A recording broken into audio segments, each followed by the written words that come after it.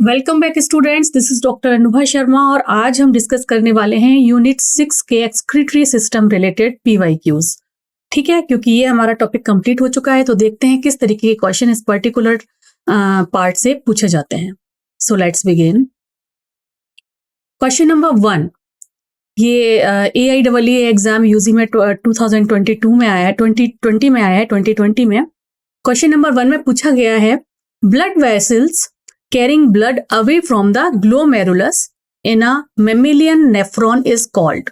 glomerulus से जो दूर लेकर जाती है अबे, है ना, जो उन ब्लड वेसल्स को क्या कहा जाता है, ये इस क्वेश्चन में पूछा गया है। Blood vessel carrying away blood from glomerulus in mammalian nephron is called, is it renal artery or afferent arteriole और vasa recta। तो आपको बहुत अच्छे से पता है, लाने वाली जो लेकर आती है टुवर्ड्स ग्लोमेरुलस उसे बोलते हैं एफरेंट आर्टरी और जो दूर लेके जाती है उसे बोलते हैं इफरेंट आर्टियोल। तो हमारा जो आंसर आएगा इस पर्टिकुलर क्वेश्चन का वो आएगा चॉइस नंबर 2। चलिए नेक्स्ट क्वेश्चन देखते हैं। If Henle's loop are absent in mammalian nephron which one of the following will occur. अगर हेनलीज लूप किसी मैमेलियन नेफ्रॉन में नहीं होगा तो क्या इनमें से नहीं होगा, ये क्वेश्चन यहाँ पर ICAR के जो AIEE एग्जाम यूजी के लिए होता है उसमें पूछा गया है। इसमें चॉइस नंबर 1 दी हुई है कि more dilute urine, B no urine formation, 3 hardly any change in the quality and quantity of the urine, and 4th choice more concentrated urine. अब हमें ये बहुत अच्छे से पता है कि हेनलेज लूप जो है वो क्या करता है। हेनलेज लूप इस तरीके का अगर हम बनाते हैं, ये PCT वाला पार्ट हो गया और ये आपका लूप ऑफ हेनले हो गया।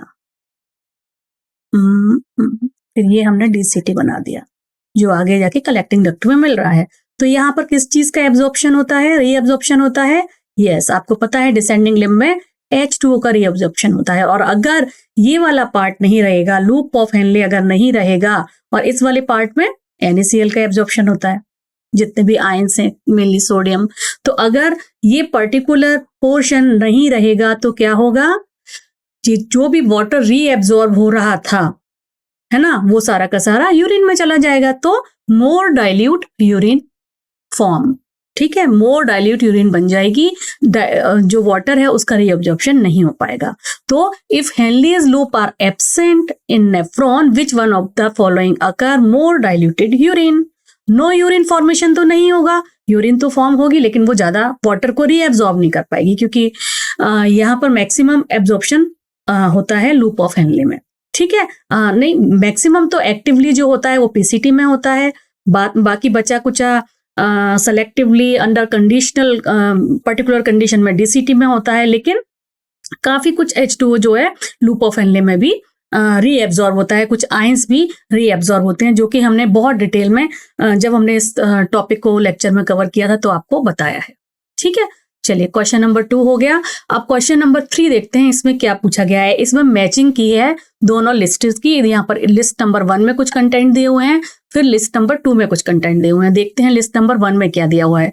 लिस्ट नंबर 1 में दिया हुआ है DCT यानी कि distal convoluted tubule, then collecting duct, then Henle's loop, then proximal convoluted tubule. ये 4 पार्ट जो हैं रीनल ट्यूब्यूल के वो बताए हैं और उनसे उनका क्या फंक्शन है वो मेरे ख्याल से लिस्ट नंबर 2 में दिया हुआ होगा। जैसे कि पॉइंट नंबर 1 में यहाँ लिखा हुआ है maintaining the pH and ionic balance of the body fluid. Second choice में लिखा हुआ है maintenance of high osmolarity of medullary interstitial fluid. Third choice में लिखा हुआ है reabsorption of a bicarbonate ion, and fourth choice में it is mentioned maintenance of pH and ionic balance of blood। ठीक है, यहाँ पर ब्लड है, यहाँ पर बॉडी फ्लूइड है। तो ये 4 चॉइस दी हुई हैं। अब आपको और हमको बहुत अच्छे से पता है कि जब हाई ऑस्मोलैरिटी की बात आती है तो हाई ऑस्मोलैरिटी को कौन मेंटेन करता है, लूप ऑफ हेनले मेंटेन करता है, क्योंकि वहां पर ही एब्जॉर्प्शन होता है डिफरेंट काइंड ऑफ वाटर का, डिफरेंट काइंड ऑफ आयंस का, है ना। तो ऑस्मोलैरिटी को वो मेंटेन करने का काम करता है। तो ये जो सेकंड चॉइस है वो आएगी लूप ऑफ हेनले के साथ। ठीक है, अब डीसीटी की बात करते हैं। डीसीटी क्या काम करता है? डीसीटी आपको पता है कि जो भी बाइकार्बोनेट आयंस होते हैं इनका सेलेक्टिव 90% जो पार्ट है वो पीसीटी में एब्जॉर्ब हो जाता है। लेकिन पीसीटी में एब्जॉर्ब हो जाता है, लेकिन कुछ पार्ट ऐसा भी होता है जो 10% पार्ट ऐसा भी होता है जो सेलेक्टिवली एब्जॉर्ब होता है डीसीटी में, है ना। तो इसमें हम देख सकते हैं कि क्या ये जो चॉइस है वो डीसीटी के साथ सही बैठ रही है या नहीं बैठ रही है। तो डीसीटी के साथ अगर हम ये लेंगे तो यहाँ पर ये तो बताया नहीं है कि भाई कितने परसेंट की बात हो रही है। तो अगर ये नहीं बताया है कि मिनिमम कंटेंट कहाँ एब्जॉर्ब होगा तो हम मैक्सिमम को लेकर ही चलेंगे। तो इस केस में हमें क्या करना पड़ेगा? हमें करना पड़ेगा कि अगर रीएब्जॉर्प्शन की बात यहाँ पर कह रहे हैं तो हमें मैक्सिमम कंटेंट कहाँ एब्जॉर्ब हो रहा है उसको देखना पड़ेगा। तो वो तो पीसीटी में एब्जॉर्ब होता है, जैसा कि आपको लेक्चर के टाइम पे बताया हुआ है। तो जो थर्ड चॉइस है वो डी के साथ जानी चाहिए। ठीक है, अब शुरू की दो चॉइस हमारे पास बचती हैं, कलेक्टिंग डक्ट एंड डीसीटी। ठीक है, कलेक्टिंग डक्ट का क्या काम होता है? कलेक्टिंग डक्ट का काम ये होता है, अल्टीमेटली फाइनली कलेक्टिंग डक्ट क्या कर रही है? अच्छा चलिए डीसीटी से शुरू करते हैं। आप इस पूरे डायग्राम को अगर याद करेंगे, इस पूरे डायग्राम को अगर हम याद करेंगे तो हमको पता है कि ये रहा पीसीटी का पार्ट और ये लूप ऑफ हेनले आ गया। ठीक है, इस वाली लाइन को हम ऊपर कॉर्टेक्स मान लेते हैं और इसको मेडुलरी रीजन मान लेते हैं। ठीक है, ये डीसीटी का पार्ट आ गया। यहाँ पर फिर से ये सॉरी लूप ऑफ हेनले है और ये फिर आपकी कलेक्टिंग डक्ट हो गई जो और जगह से भी यूरिन कलेक्ट कर रही है। ठीक है, अब मैक्सिमम एब्जॉर्प्शन तो यहाँ हो गया, जिसमें बाइकार्बोनेट आयन भी हैं, जिसमें ग्लूकोज भी है, जिसमें अमीनो एसिड्स भी हैं, जिसमें वाटर भी है। एक्टिव एब्जॉर्प्शन 90% चीजों का यहाँ पर हो गया। बचा कुचा जो वाटर था वो यहाँ पर एब्जॉर्ब हो गया, है ना, ये पढ़ा हुआ है हमने। और सेलेक्टिवली पैसिव और एक्टिवली सोडियम आयंस यहाँ पर एक्टिव हो गए। लेकिन डीसीटी वाले पार्ट में ये पीसीटी है, आपको पता है, ये डीसीटी है। डीसीटी पार्ट में conditionally under the influence of certain hormones किस चीज का एब्जॉर्प्शन होता है? H2O का और कुछ आयंस का भी होता है। ठीक है, और यहाँ पर सोडियम लिखना चाहिए मुझे। तो यानी कि ये क्या कर रहा है डीसीटी? डीसीटी क्या कर रहा है? डीसीटी मेंटेन कर रहा है हमारे ब्लड के पीएच और आयनिक बैलेंस को मेंटेन कर रहा है। और फिर कलेक्टिंग डक्ट जो है ये हमारी कलेक्टिंग डक्ट, यहां से क्या रिलीज होता है जो बचा हुआ थोड़ा थोड़ा? यहां से रिलीज होता है H2O और लिटिल अमाउंट में यूरिया भी। और तो ये क्या कर रहा है? ये हमारे फ्लूइड की जो बाहर फ्लूइड है उसकी, सॉरी ये एब्जॉर्ब नहीं होगा, ये डाला जाएगा यहां पर, उसको दोबारा वापस फ्लूइड में भेज रहा है। ठीक है, तो हमारी जो कलेक्टिंग डक्ट है वो जो हमारी कलेक्टिंग डक्ट है वो क्या काम कर रही है? कलेक्टिंग डक्ट काम कर रही है बॉडी फ्लूइड के आयनिक और पीएच को मेंटेन करने के लिए, क्योंकि जो रिमेनिंग वाटर है, ठीक है, और कुछ अमाउंट ऑफ यूरिया भी वो वापस फ्लूइड में भेज देती है। तो बी के साथ चॉइस नंबर 1 आएगी और ए के साथ जो बची हुई हमारी चॉइस है यानी कि यस फोर्थ चॉइस वो यहां पर लगनी चाहिए कि ये डीसीटी क्या करता है? ब्लड के पीएच और आयनिक बैलेंस को मेंटेन करता है। ठीक है, ये पूरा डायग्राम और कहाँ कहाँ किस किस रीजन में क्या क्या कंपोनेंट्स रीएब्जॉर्ब होते हैं वो आपको बहुत अच्छे से लेक्चर के टाइम पर समझाया था, अभी भी बताया है। तो इस पर्टिकुलर मैकेनिज्म से रिलेटेड ये क्वेश्चन है। चलिए अगला क्वेश्चन देखते हैं, that is question number 4। Given below are 2 statements. यहाँ नीचे 2 स्टेटमेंट दिए हुए हैं, स्टेटमेंट नंबर 1 एंड 2। इसमें स्टेटमेंट नंबर 1 क्या कह रहा है? सबसे पहले ये देखते हैं। ये कह रहा है distal convoluted tubule means DCT of kidney is capable of reabsorbing HCO3 ion, bicarbonate ion को एब्जॉर्ब। यस, अभी मैंने आपको बताया कि डीसीटी जो बचा हुआ 10% HCO3 होता है उसको एब्जॉर्ब करने की कैपेबिलिटी रखती है। मैक्सिमम जो 90% होता है वो कहाँ एब्जॉर्ब हो गया होता है? वो पीसीटी में एब्जॉर्ब हुआ होता है। ठीक है, तो ये स्टेटमेंट जो है वो बिल्कुल सही है, इसमें कोई दो राय नहीं है। और ये भी मैंने आपको बताया था कि इसीलिए जो बाइकार्बोनेट आयन है उसका 100% रीअब्जॉर्प्शन हो जाता है, ये बिल्कुल भी बॉडी इसको बाहर एक्सक्रीट नहीं करती है। 90+10, ठीक है। तो फर्स्ट स्टेटमेंट तो बिल्कुल करेक्ट है। सेकेंड स्टेटमेंट क्या कह रहा है, only 10% of glomerular filtrate is reabsorbed by renal tubule. नहीं, बिल्कुल नहीं, 10% थोड़ी ग्लोमेरुलर फिल्ट्रेट का रीनल ट्यूब्यूल से रीएब्सॉर्ब होता है, ये तो 99% रीएब्सॉर्ब हो जाता है और 1% एज अ वेस्ट और यूरिन जाता है। तो ये सेकंड स्टेटमेंट क्या हुआ, गलत हुआ। देखते हैं किस चॉइस में ये लिखा हुआ है। फर्स्ट चॉइस में लिखा हुआ है कि दोनों जो स्टेटमेंट है वो ट्रू हैं, गलत है ये। Both statement 1 and true are false, ये भी गलत है। तीसरे स्टेटमेंट में लिखा हुआ है कि स्टेटमेंट 1 करेक्ट है और स्टेटमेंट 2 फॉल्स है। तो हमारे यहाँ पर ये जो करेक्ट आंसर आएगा दैट इज चॉइस नंबर 3। हालांकि फोर्थ चॉइस में लिखा हुआ है इसका जस्ट अपोजिट कि statement 1 is incorrect and statement 2 is true, ठीक है, तो ये भी गलत हो जाएगा। तो ठीक है, हमें पता चल गया ना ये, और हमें बहुत अच्छे से पता है कि पीसीटी में 90% बाइकार्बोनेट आयन का एब्जॉर्प्शन होता है, बचा हुआ 10% डीसीटी में आकर एब्जॉर्ब हो जाता है, ठीक है। चलिए नेक्स्ट क्वेश्चन पर चलते हैं। नेक्स्ट क्वेश्चन में फिर अगेन 2 स्टेटमेंट दिए हुए हैं और उसमें बताया हुआ है कि बताइए कौन सा एप्रोप्रिएट आंसर है। तो स्टेटमेंट 1 में सबसे पहले क्या लिखा हुआ है हम लोग पढ़ लेते हैं। The medullary zone of kidney is divided into few conical masses called medullary pyramid, yes, which projects into calyxes। ये बात ठीक है, हाँ, जो मेडुलरी रीजन है उसमें कुछ पिरामिड्स होते हैं जिससे क्या निकले हुए होते हैं, कैलिक्स निकले हुए होते हैं। अब सेकंड स्टेटमेंट में क्या दिया हुआ है, ये तो फर्स्ट जो है बिल्कुल ठीक है। Inside a kidney the cortical region extend in between the medullary pyramid as renal pelvis. No no no no no, ये तो हमें बहुत अच्छे से पता है कि रीनल पेल्विस किसे कहते हैं। रीनल पेल्विस ये जो हाइलम के अंदर चौड़ा कप शेप स्ट्रक्चर होता है, this is known as renal pelvis. इसको रीनल पेल्विस कहते हैं। जबकि ये जिस रीजन की बात कर रहे हैं, अगर मैं आपसे कहूं कि ये किस रीजन की बात कर रहे हैं तो उस रीजन को क्या बोलते हैं, बताइए।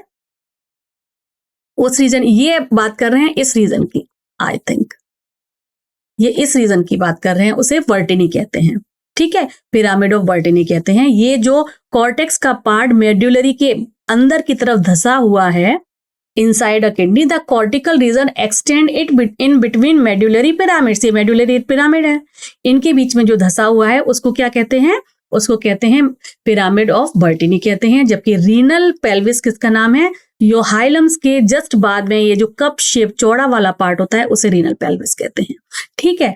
तो both statement 1 and 2 are correct, नहीं जो सेकंड स्टेटमेंट है वो गलत है, पहला स्टेटमेंट सही है। बोथ आर इनकरेक्ट, ये भी गलत है। तीसरी चॉइस में है statement 1 is correct but statement 2 is incorrect. तो हमारा जो तीसरा आंसर है वो इसका आंसर होना चाहिए, ठीक है, ओके। चलिए नेक्स्ट क्वेश्चन की तरफ मूव करते हैं। नेक्स्ट क्वेश्चन में दिया हुआ है, in mammals which of the following mechanism help to produce concentrated urine। कौन सी ऐसी मैकेनिज्म है एक्सक्रीटरी सिस्टम की जिससे जो कि हेल्प करती है यूरिन को कॉन्सेंट्रेट करने के लिए। फर्स्ट चॉइस दिया हुआ है exchange of NaCl between ascending limb of Henle's loop and descending limb of vasa recta. Yes, ये ऑब्वियसली ये हेल्प करती है। And NaCl return to interstitium by ascending portion of vasa recta, हाँ ये भी हेल्प करती है। Small amount of urea enter the ascending limb of Henle's loop and transport back to the interstitium. हाँ, तीनों ही जो मैकेनिज्म हैं वो डायरेक्टली और इनडायरेक्टली यूरिन को कॉन्सेंट्रेट करने में हेल्प करते हैं। तो इसका जो आंसर आएगा that is answer number 4, all of the above. चलिए नेक्स्ट क्वेश्चन की तरफ मूव करते हैं। Given below are 2 statements, one is labelled as assertion and the other is labeled as reason। एक फर्स्ट जो है उसमें एक स्टेटमेंट दिया हुआ है और वो स्टेटमेंट करेक्ट है या रॉन्ग है उसका रीजन नीचे दिया हुआ है। तो कह रहे हैं दोनों रिलेटेड हैं या नहीं। चलिए देखते हैं क्या दिया हुआ है इन्होंने। क्वेश्चन नंबर असर्शन में इन्होंने दिया हुआ है कि ascending limb of loop of Henle is impermeable to water and allow transport of electrolyte actively or passively. Yes, ये करेक्ट है बिल्कुल। वो वाटर के लिए इम्परमिएबल होता है और किसके लिए परमिएबल होता है? इलेक्ट्रोलाइट्स के लिए, जैसे कि सोडियम आयंस, उसके लिए, है ना। इसका रीजन दिया हुआ है कि dilution of filtrate takes place due to efflux of electrolyte in the medullary fluid. हाँ, यही बात है कि वो जो डाइल्यूशन होता ही ऐसे है कि जो बचे हुए इलेक्ट्रोलाइट्स हैं उनको वो उसके लिए परमेबिलिटी रखता है, तो वो निकल जाते हैं और यूरिन और डाइल्यूट होती होके बाहर कलेक्टिंग लिंक में चली जाती है। So in the light of the above statement choose the correct answer. A is true but R is false. नहीं, आर भी करेक्ट है और ए भी करेक्ट है। A is false but R is true, ये भी गलत हो जाएगा। Both A and R true and R is the correct explanation of the A. Yes, इसका आंसर भी जो है चॉइस नंबर 3 हमारा बनेगा। क्वेश्चन नंबर 8 देखते हैं। Given below are 2 statements. वही दोबारा असर्शन एंड रीजन दिया हुआ है। तो असर्शन में दिया हुआ है कि nephron are of 2 type. Nephron 2 तरीके के होते हैं, कॉर्टिकल, यस, जो कॉर्टिकल रीजन में होते हैं, और दूसरे जो जस्टा मेड्यूला वाले रीजन में होते हैं। तो based on their relative position of cortex and medulla. बिल्कुल सही, ये स्टेटमेंट बिल्कुल सही है। 2 तरीके के होते हैं। रीजन क्या है इसका? Juxta medullary nephron has short loop of Henle whereas cortical nephron has longer loop of Henle. नहीं, ये बिल्कुल उल्टा दिया हुआ है। आपको पता है कि जस्टा मेडुला के जो नेफ्रॉन होते हैं वो शॉर्ट नहीं होते बल्कि वो लंबे होते हैं, तभी वो उसी पर्टिकुलर एरिया में पाए जाते हैं, जबकि कॉर्टिकल रीजन के शॉर्ट हो सकते हैं, है ना। तो ये तो गलत है। तो both A and R true but R is not the. नहीं, ये आंसर नहीं बनेगा। A is true but R is, yes, second choice बिल्कुल करेक्ट है। ए इज फॉल्स, नहीं, ए फॉल्स नहीं है। A is true, both A and R true, नहीं, ये इसकी चॉइस नंबर 2 ही आपकी आएगी क्वेश्चन नंबर 8 में। क्वेश्चन नंबर 9 देखते हैं। Which of the following statement are correct? An excessive loss of body fluid from the body switch off osmoreceptors. B choice, ADH facilitate water reabsorption to prevent diuresis. ANF cause vasodilator. ADH cause increase in blood pressure. ADH is responsible for decreasing glomerular filtrate rate. अब ये कह रहे हैं, इन्होंने ये 4 statement दिए हैं कि चूज द करेक्ट वन। अब आपको ये वाली बात पता है कि जो एक्सेसिव अगर लॉस हो जाएगा बॉडी फ्लूइड का तो स्विच ऑफ हो जाएंगे ऑस्मो रिसेप्टर? नहीं, ये स्विच ऑन होंगे। स्विच ऑन होंगे और डिफरेंट हार्मोन जो रास मैकेनिज्म मैंने बताई थी आपको, ADH के थ्रू बताया था, इसके थ्रू वाटर को रीएब्जॉर्ब करने का काम करेंगे कि इतना लॉस होगा तो कैसे चलेगा, है ना। तो वाटर को रीएब्जॉर्ब करने का काम करेंगे। तो excessive loss of body fluid from the body, switch of नहीं करेंगे, स्विच ऑन करेंगे ऑस्मोरिसेप्टर को। तो ये तो ए चॉइस आपकी गलत है। ADH facilitate water reabsorption to prevent diuresis. Yes, ADH की फुल फॉर्म क्या है? Anti diuretic hormone. जब ज्यादा वाटर यूरिन में पास होने लगता है तो उसको रोकने के लिए, वाटर को ज्यादा से ज्यादा रीअब्जॉर्ब करने के लिए वो एक्टिव होता है ADH और उसको रीअब्जॉर्ब करने का काम करता है। बी चॉइस बिल्कुल सही है। ANF cause vasodilator. ANF कब रिलीज होता है? हमें पता है कि जब हमारे हार्ट का जो ब्लड प्रेशर है वो हाई हो जाए, ब्लड प्रेशर हाई हो जाए, उस टाइम पर ANF क्या होता है? ट्रिगर करता है, जो हार्ट है वो ट्रिगर करता है ANF को। ब्लड प्रेशर हाई होगा तो ANF क्या करेगा? जो ब्लड प्रेशर कॉन्ट्रैक्ट बिल्कुल एकदम सिकुड़ गई थी, नैरो डाउन हो गई थी, उसको डायलेट करता है जिससे कि वो थोड़ा सा फैल जाए और वो जितनी तेजी से ब्लड फ्लो कर रहा था वो थोड़ा सा रुक जाए। तो ये वेसोडाइलेटर का काम करती है। ये जो सी चॉइस है वो भी हमारी बिल्कुल करेक्ट चॉइस है।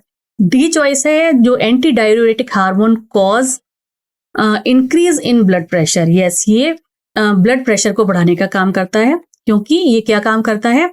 नैरो डाउन करता है और वाटर को जो है रीएब्जॉर्ब करने का काम करता है। एंटी डायूरेटिक है ना, तो जब ब्लड का वाटर रीएब्जॉर्ब होगा, ब्लड का वॉल्यूम बढ़ेगा, ब्लड का वॉल्यूम बढ़ेगा और नैरो होगी तो ब्लड फ्लो बढ़ेगा। ठीक है, तो ये ब्लड प्रेशर को इंक्रीज करने का काम करता है।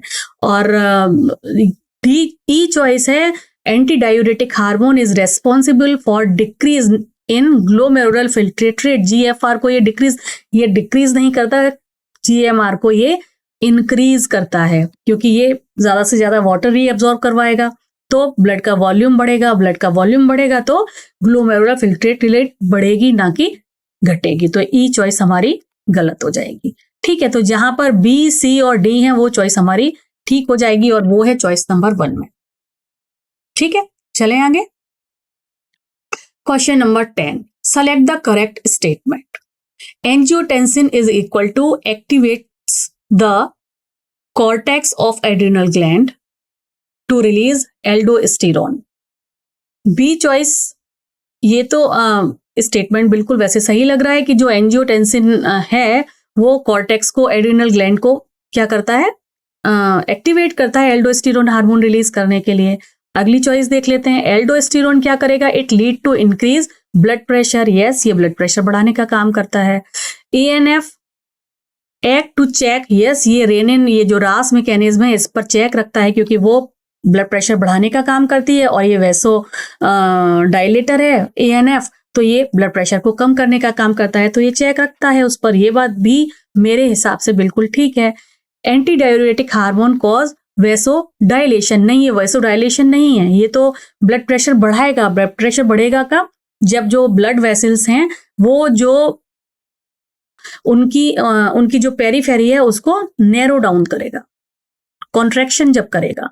जब कॉन्ट्रैक्शन होगा तब ब्लड प्रेशर हाई हो जाएगा, ब्लड प्रेशर हाई हो जाएगा, तो ये वैसोडायलेटर तो नहीं है, ये चॉइस गलत है।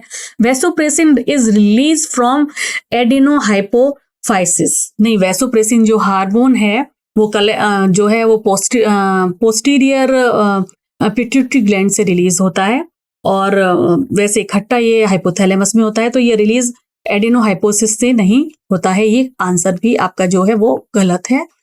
तो हमारी जो आगे की 3 चॉइस हैं ABC, वो बिल्कुल करेक्ट हैं, ये हमने लेक्चर में पढ़ा भी है। तो हमारा जो आंसर आएगा ABC चॉइस नंबर 1 में दिया हुआ है, तो यहाँ पर जो करेक्ट आंसर होगा वो चॉइस नंबर 1। ठीक है, चलें आगे। क्वेश्चन नंबर 11 देखते हैं। क्वेश्चन नंबर 11 में it is mentioned that nitrogenous waste is excreted in the form of pellet or paste by, ये किस चीज की ओर इशारा कर रहा है, ये यूरिकोटैलिक है या यूरियोटैलिक है या अमोनोटैलिक है, किस तरीके के ऑर्गेनिज्म में लाइट। तो हमें पता है कि पैलेट और पेस्ट किसकी फॉर्म में होता है, जब यूरिक एसिड नाइट्रोजन वेस्ट होता है, जब रिलीज होता है तब वो पैलेट और पेस्ट की फॉर्म में होता है। और ये किसका पिक्यूलियर करेक्टर है, ये पिक्यूलियर करेक्टर है बर्ड्स का और रेप्टाइल्स का। ठीक है, तो अब हमें यहां पर पता है कि इन सभी में जो बर्ड है वो है पैवो, जिसे कि हम हिंदी में मोर कहते हैं। ठीक है, तो इसका आंसर आएगा डी। हिप्पोपोटामस एक मैमल है, ऑर्निथोरायनिकस ये बर्ड तो नहीं है। ठीक है, सालामेंड्रा ये भी बर्ड नहीं है, ये भी मुझे एम्फीबियन दिख रहा है। हिप्पोपोटामस भी नहीं है, मैमल है ये, और ये ए चॉइस भी मैमल है। यहाँ पर पावा को मैं बिल्कुल कंफर्म हूं कि ये मोर की वैरायटी होती है, तो इसका जो आंसर आएगा वो बर्ड या रेप्टाइल का जो भी ऑप्शन होगा वो आंसर आएगा। सो आंसर नंबर डी जो है वो इसका इस पर्टिकुलर केस में क्वेश्चन नंबर 11 का आंसर होना चाहिए। नेक्स्ट क्वेश्चन नंबर 12 देखते हैं। देयर इज अ फिगर, इन्होंने फिगर दिया हुआ है जिसको लेबल किया हुआ है ABCD में, और ये कह रहे हैं ये ABCD की जो लोकेशन हमने बताई है क्या वो करेक्ट है या गलत है ना। तो इन्होंने लेबल किया हुआ, वो कह रहे हैं जो A है वो है एड्रिनल ग्लैंड, ये जो A है ये एड्रिनल ग्लैंड बताई हुई है, एड्रिनल ग्लैंड। हाँ, ये एड्रिनल ग्लैंड की यही पोजीशन होती है। It is located at the interior part of kidney, secrete some enzyme which stimulate glycogen breakdown. Yes, ये बिल्कुल करेक्ट बात है। बी जो बनाया है, बी कहाँ है, ये रहा। ओके, ये इसको कह रहे हैं इट इज पेल्विस, नहीं, ये तो कॉर्टेक्स रीजन है। Pelvis broad funnel shaped space inner to hilum, hilum तो यहाँ है और ब्रॉड फनल शेप्ड स्ट्रक्चर यहाँ होता है। ठीक है, तब इसको बोलते हैं रीनल पेल्विस। ये लोकेशन तो नहीं है, तो directly connected to the loop of Henle. ठीक है, तो ये तो गलत है, बी की चॉइस। जो रीनल पेल्विस की बात हो रही है उसकी लोकेशन ये है, ये कॉर्टेक्स की तरफ इशारा कर रहे हैं, बी इज रॉन्ग। सी जो है, सी कहाँ है, ये रहा सी। ओके, सी भी कॉर्टेक्स की तरफ ही लेबल किया हुआ है। सी है मेड्यूला, नहीं सी मेड्यूला नहीं है, मेड्यूला अंदर वाला पार्ट होता है। अगर इसको हम इस तरीके से डिवाइड करें तो मेड्यूला यहाँ पर है, ये पूरा पार्ट मेड्यूला का है। So it is an inner zone of kidney contain complete nephron.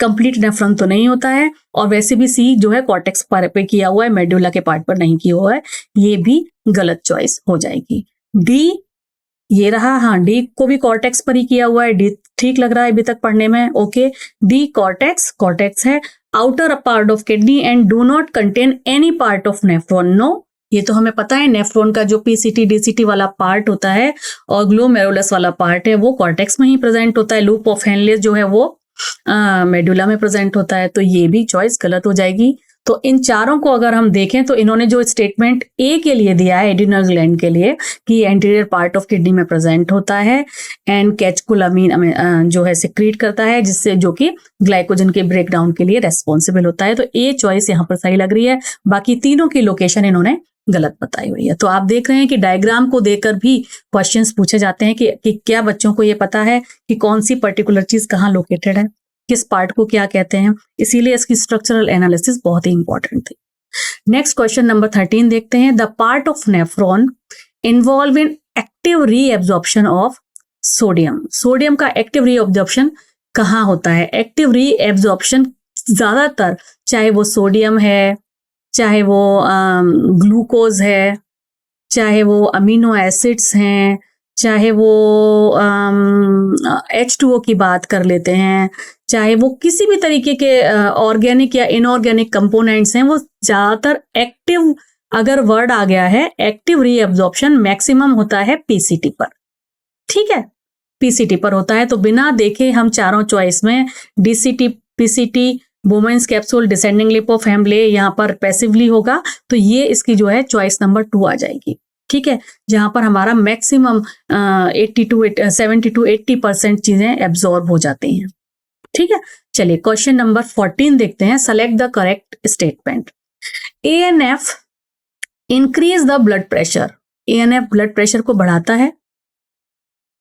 नहीं, ये रिलीज ही तब होता है जब ब्लड प्रेशर ऑलरेडी बढ़ा हुआ होता है, और इसके रिलीज होने से जब ब्लड प्रेशर बढ़ा हुआ होता है तो ANF को ट्रिगर किया जाता है कि भाई ये जो वेसल्स नैरो डाउन हो चुकी हैं उनको डायलेट करो। ये इसको क्या कहते हैं? वेसो डायलेटर। डायलेट करो ताकि जो ब्लड का प्रेशर है जो इतना हाई चल रहा है वो स्लो डाउन हो सके। तो ये स्टेटमेंट जो है गलत है।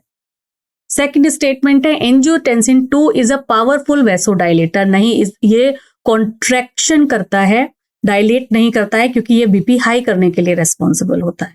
ठीक है, तो ये चॉइस भी गलत हो जाएगी।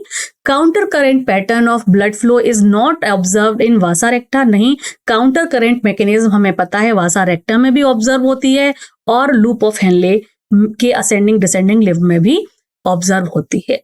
ठीक है, ये भी लेक्चर के टाइम पर हमने पूरा डिस्कस किया था। क्वेश्चन चॉइस नंबर डी यहाँ दिया हुआ है। Reduction of glomerulus filtrate rate, जिसको GRF बोलते हैं, activities JG cells to release rennin.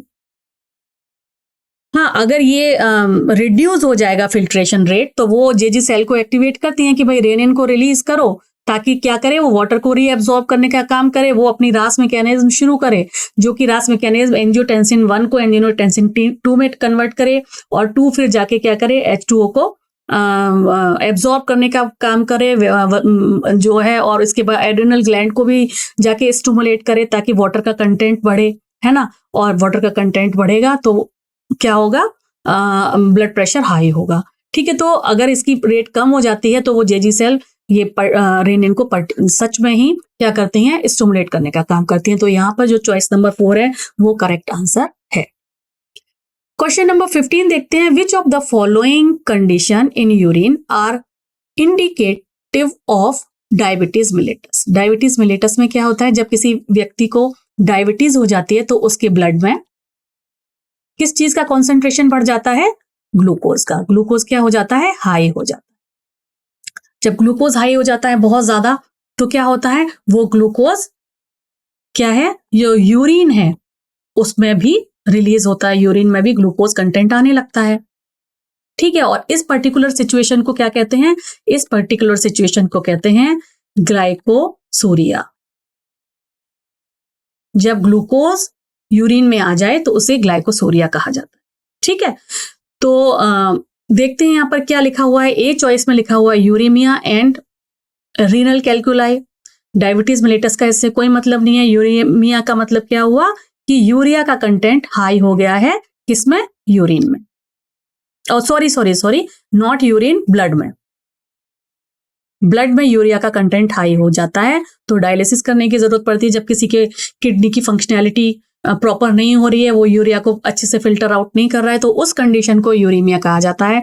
और अगर बॉडी में ब्लड कंटेंट कम है, वाटर कंटेंट कम है, तो जो इलेक्ट्रोलाइट्स हैं वो ऑक्सिलेट फॉर्म में जमते जाते हैं और एक तरीके का स्टोन बना लेते हैं, उसे रीनल कैल्कुलाई कहते हैं, जिसे किडनी स्टोन भी कहते हैं। तो इन दोनों का ग्लूकोज से कोई संबंध नहीं है, तो ये डायबिटीज मिलेटस से संबंध नहीं है। ठीक है, तो ये चॉइस तो यहाँ पर होगी नहीं। बी चॉइस है कीटोन्यूरिया और ग्लाइकोसूरिया। ग्लाइकोसूरिया जस्ट मैंने आपको समझाया कि जब ब्लड में ग्लूकोज का कॉन्सेंट्रेशन हाई हो जाएगा और वो ग्लूकोज इतना हाई हो जाएगा कि ग्लूकोज जो है यूरिन के साथ भी एक्सक्रीट होने लगे, तो उस कंडीशन को ग्लाइकोसूरिया कहते हैं। और ये अगर कीटोन बॉडीज रिलीज होने लगे तो उसे कीटोन्यूरिया कहते हैं। तो ये दोनों का संबंध डायबिटीज मिलेटस से है। ये चॉइस बिल्कुल सही है। थर्ड चॉइस देखते हैं, रीनल कैल्कुलाई, वही जो मैंने आपको बताया किडनी स्टोन के बारे में यहाँ कहा जा रहा है, या हाइपरग्लाइसीमिया। हाइपरग्लाइसीमिया का मतलब हुआ ग्लूकोज का कंटेंट बढ़ जाना। ठीक है, यूरिन में निकलना नहीं बता रहे हैं, ये ग्लूकोज का कंटेंट बढ़ जाना बस बता रहे हैं इन ब्लड। ठीक है, यूरेमिया एंड कीटोन्यूरिया, तो यहाँ पर भी, और क्योंकि बढ़ रहा है तो डायबिटीज मिलेटस की कंडीशन हो सकती है, लेकिन यूरिन में नहीं निकल रहा है अभी। लेकिन इसमें दूसरी जो डिजीज का नाम बताया है, डिसऑर्डर का नाम बताया है, वो बताया है रीनल कैल्कुलाई, जो कि क्या है, एक स्टोन है। तो यहाँ पर ये चॉइस, क्योंकि ये दोनों रिलेटेड नहीं है, एक समहाउ रिलेटेड है, दूसरा रिलेटेड नहीं है ब्लड ग्लूकोज से। ऐसे ही यहाँ पर ये यूरेमिया रिलेटेड नहीं है ब्लड ग्लूकोज से, कीटोन्यूरिया हम कह सकते हैं डायबिटीज मिलेटस से रिलेटेड हो सकता है। इसलिए जो दोनों चॉइस सही आ रही हैं वो आ रही हैं चॉइस नंबर बी में। तो हमारा जो यहाँ आंसर आएगा वो आएगा choice number B. Question number 16 देख लेते हैं। डिक्रीज इन ब्लड प्रेशर और ब्लड वॉल्यूम या ब्लड प्रेशर अगर किसी का कम हो रहा है, will not cause the release of, तो किस चीज, कौन सा हार्मोन रिलीज नहीं होगा। आपको पता है कि जब ब्लड प्रेशर कम हो जाता है, ब्लड वॉल्यूम कम हो जाता है, तो रेनिन रिलीज होता है उसे हाई करने के लिए। ठीक है, एल्डोस्टेरोन रिलीज होता है, एडीएच रिलीज होता है, और इन सबसे क्या होता है, वाटर का रीअब्जॉर्प्शन बढ़ जाता है और ब्लड प्रेशर हाई हो जाता है। ठीक है, जबकि ये एएनएफ जो है ये कब रिलीज होता है, ये रिलीज ही तब होता है जब बीपी हाई होता है, और ये ब्लड प्रेशर को कम करने का काम करता है। ठीक है, तो यहां पर जो चॉइस नंबर बी है वो रिलेटेड होगी, क्योंकि ये ब्लड प्रेशर जब हाई होगा तब रिलीज होगा, बाकी तीनों जब लो होंगे तब रिलीज होगा। तो यहां पर choice number B is the final answer. Question number 17 देखते हैं। Uricotelic mode of passing out nitrogenous waste is found in. Uricotelic यानी यहां पर यूरिक एसिड रिलीज हो रहा है। तो यूरिक एसिड किस केस में रिलीज होता है, जैसा कि अभी मैंने आपको बताया था, ये होता है बर्ड और रेप्टाइल्स के केस में। तो बर्ड और रेप्टाइल कहाँ लिखा हुआ है, यहाँ बर्ड है, एनिलिड्स है, एम्फीबिया है, तो फिर रेप्टाइल है तो एम्फीबिया है, इसमें भी पानी है, इसमें भी है, इंसेक्ट है, फिर एम्फीबिया है, इसकी ये भी पानी में हो रहा है, तो यहाँ पर भी एमोनिया का होगा। यहाँ डी चॉइस में बर्ड एंड रेप्टाइल आ रहा है, तो यूरिकोटैलिक वाला जो क्वेश्चन है इसका आंसर सही बनेगा चॉइस नंबर डी। 18 क्वेश्चन देख लेते हैं। विच one of the following is not a part of renal pyramid. Renal pyramid का कौन सा पार्ट नहीं है। एक है कलेक्टिंग डक्ट, कन्वोल्यूटेड ट्यूब्यूल यानी कि पीसीटी डीसीटी की बात हो रही है। फिर है collecting duct, loop of Henle, peritubular capillaries, ये तीनों रीनल पिरामिड का पार्ट है। कन्वोल्यूटेड ट्यूब्यूल्स जो होते हैं ये रीनल पिरामिड, जो पीसीटी डीसीटी है वो रीनल पिरामिड का पार्ट नहीं होती, ये कहाँ होता है, कॉर्टेक्स रीजन में होता है। Question number 19, which of the following cause an increase in sodium reabsorption. Sodium का रीएब्जॉर्प्शन डीसीटी में किस रीजन से होता है, किस रीजन से होता है? आपको पता है वहां कंडीशनल रीअब्जॉर्प्शन होता है डीसीटी में, सोडियम आयन का भी और H2O का भी, और उसे कौन करता है, उसको एल्डोस्टेरोन हार्मोन इंक्रीज जब हो जाता है तब होता है। ये हमने आपको बताया था, वो रिलीज होता है और उस कंडीशन में सोडियम आयन और वाटर का रीअब्जॉर्प्शन होता है। इंक्रीज डायूरेटिक हार्मोन नहीं, ये भी गलत है, डिक्रीज भी नहीं होगा, ना एंटी डायूरेटिक हार्मोन डिक्रीज वाले केस में होगा। इसका चॉइस नंबर ए ही आंसर है। क्वेश्चन नंबर 20 देख लेते हैं। Maximum amount of electrolyte and water, electrolyte and water 70 to 80% of from the glomerulus filtrate is reabsorbed. ये बहुत कॉमन क्वेश्चन है और हमें पता है ये कहाँ होता है, पीसीटी में, है ना। मैक्सिमम एक्टिव एब्जॉर्प्शन इन सभी का पीसीटी में होता है। बाकी जो 20-25% बच जाता है वो अलग अलग पार्ट में, loop of Henley, descending limb, collective limb में रीएब्सॉर्ब होता है। तो बिना सोचे समझे आप बिना सोचे समझे तो नहीं, चारों चॉइसेस को आप पढ़ेंगे, एनालाइज करेंगे, सोचेंगे और उसके बाद आप लगाएंगे proximal convoluted tubule. Thank you so much. ये क्वेश्चन थे जो इस पर्टिकुलर एक्सक्रीटरी सिस्टम से रिलेटेड थे। आई होप आपको सारे क्वेश्चंस क्लियर हो। Thank you.